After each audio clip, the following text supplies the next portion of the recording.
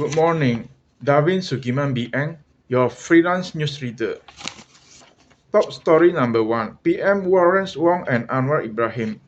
Singapore and Malaysia are committed to resolving outstanding bilateral issues such as airspace, water, and maritime borders, as well as taking the bilateral relations to even greater heights through new cooperation.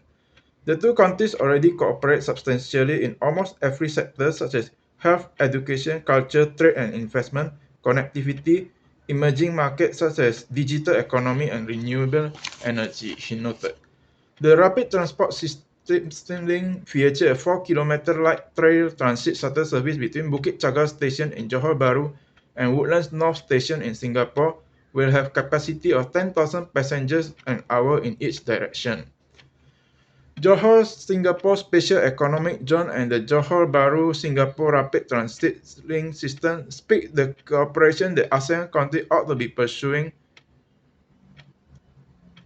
to, to strengthen economic integration as one community.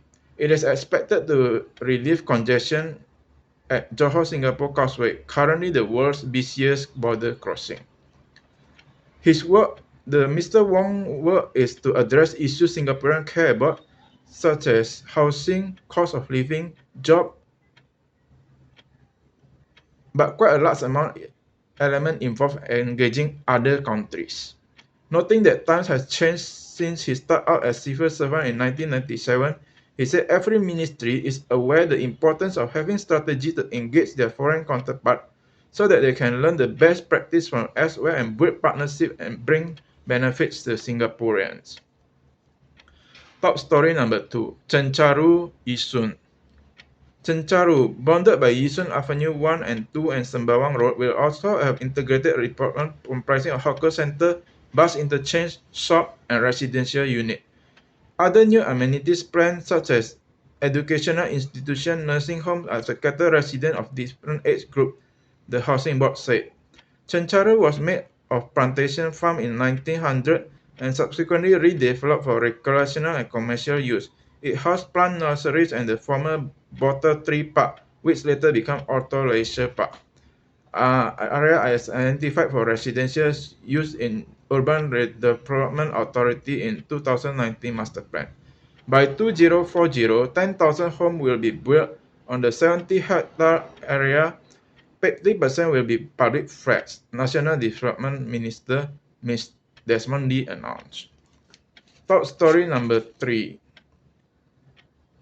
Tribute to dinner to SMD as he stepped down following his step down as Prime Minister. In his speech, SMD stressed that in Singapore, all citizens should put the public interest first. While the Singapore Chinese have shared their ethnic roots with other Chinese around the world, and some Chinese feel that they were descendants of the dragon, it is important that we remember we are first and foremost Singaporean. Through our efforts through the years, the younger generation today have deeper appreciation of our unique local Chinese culture that is rooted in multicultural society. They are keen to promote this culture. These immigrants will also develop unique Singaporean Chinese identity and grow their sense of belonging to Singapore. He said that this is critical for the country's social cohesion. Top story number 4. Ban Edge. Jakarta. A familiar approach was floated by Indonesia when news broke about social platform X's decision to officially allow pornographic content, ban and block it. Should this happen, X will join the list of problematic online platforms and sites in Indonesia that has previously blocked, including social news website and forum Reddit, gaming marketplace Steam, and payment solution PayPal. Indonesia Communication and Information Ministry Budi Ari Setiadi said that X has to abide by the country's law, which prohibit dissemination of pornographic content if it does not want to be sanctioned or banned. Regardless of whether it is partial or full ban of X, the practice has been common. Government has regularly banned internet platform or website due to various reasons. However, banning platform as a blanket approach to address the thorny issues stand up to hurt Indonesia's chance of becoming the competitive and digital economy it wants to be. Top story number 5. Penang. Lesson in Malay. Debate over teaching of science and mathematics in Malay English in Malaysia is raging again, in an issue that has pitted some schools keen to see their students master in two core subjects in global language against the latest government policy seemingly pandering to Malay voters.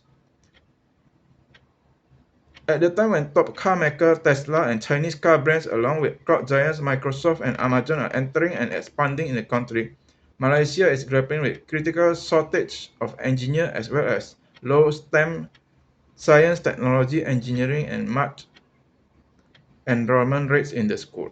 Prime Minister Anwar Ibrahim on May 10 said we lack about 30,000 engineers today to meet the demand industry.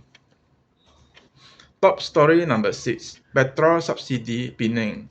The nationalization of RON 95 petrol subsidies will result in greater saving for government should be the next move. Fuel subsidies, including diesel, amount to a whopping 60 billion annually, which is 1.5 times amount allocated for healthcare. Mr. Mohideen said the price of Malaysia's subsidies on petrol, RON 95, make it the cheapest in 9 countries in ASEAN. Mr. Mohideen added that with saving on fuel subsidies, the government should improve public transportation, which is generally lacking in the country, ensuring frequent service as well as efficient feeder bus system for greater convenience for the commuters.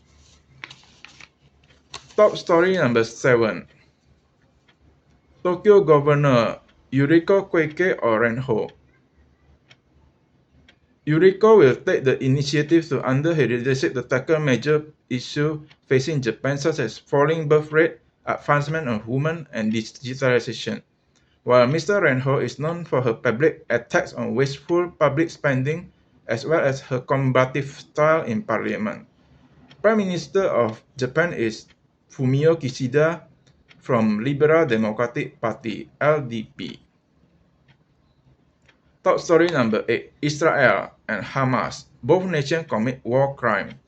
United Nations inquiry found that both Israel and Hamas have committed war crime again in Gaza war, and that Israel action also constitute crimes against humanity because of immense civilian loss.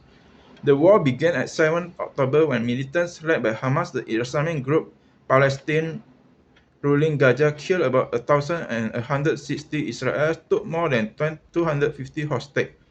Israel military retaliate caused the death of more than 37,000 people, most of them women and children. As Israel continued assault in central and southern Gaza, the most bloodiest of the war, Prime Minister Benjamin Netanyahu has repeatedly said Israel will not commit to end its campaign in Gaza before Hamas is eliminated. The evidence gathered by such UN-mandated body can form the basis for war crime prosecution. It can draw by International Criminal Court where prosecutor requested warrant for Mr. Netanyahu, his defense chief, and 3 Hamas leaders for alleged war crimes. Singapore's stand is to support for the negotiated two-state solution, a plan agreed by UN on 1947 divide Palestine into Arab and Jewish states while placing Jerusalem under international rule. Top story number 9. France in turmoil. The French people see diminishing purchasing power. They see insecurity. They see flood of migrants and they want answer. The head of France's Conservative Party called for alliance with far right in upcoming snap election, breaking a long-standing taboo and throwing his party into deep turmoil as the shockwave from President Emmanuel Macron's decision to dissolve the lower house of parliament coursed through the country. No leader of any mainstream French political party has ever embraced the possible alliance with Mr. Marine Le Pen National Rally or its predecessor National Front.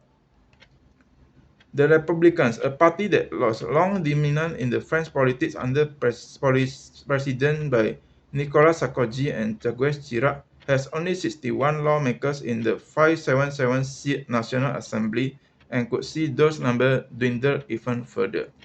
President Macron's centrist Renaissance Party, thrown into disarray by his abrupt decision and without obvious allies on its left or right to keep the far right from power, struggled to present a coherent front. The election for National Assembly, the lower house and more powerful house of French Parliament are scheduled June 30 and 7 July. Top story number 10. Moderna vaccine. Moderna said on June 10 that its combination COVID-19 and influenza vaccines result in better antibody response than flu and COVID-19 practice taken separately based on its phase 3 clinical trial. Thank you. Darwin Sugiman BN sign off, your freelance news reader.